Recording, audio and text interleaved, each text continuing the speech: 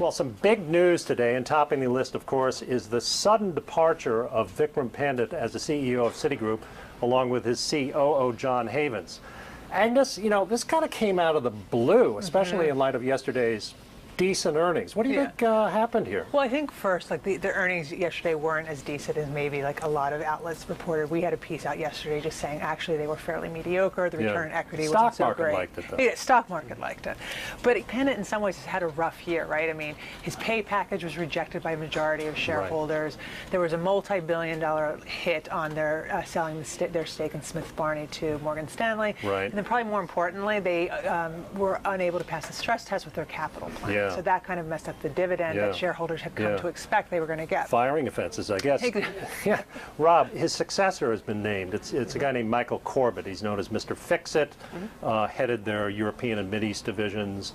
Been at the bank close to 30 years.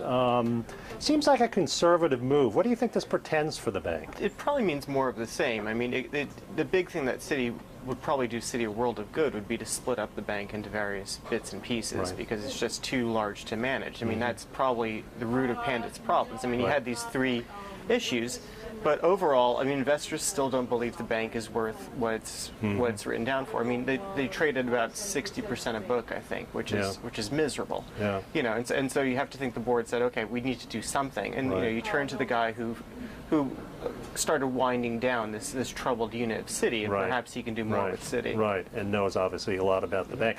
You know, Agnes, I mean, Pandit came when? End of 2007? Yeah.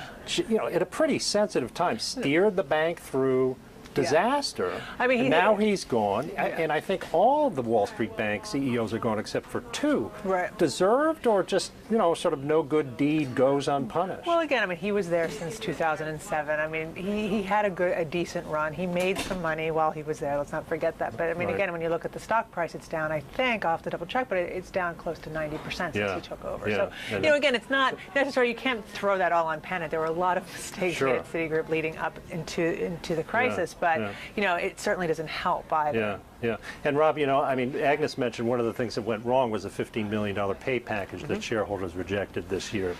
You know, we're indicating shareholders still pretty upset. Now, you know, I don't want to draw too loose connections, but we have a debate tonight between the presidential candidates.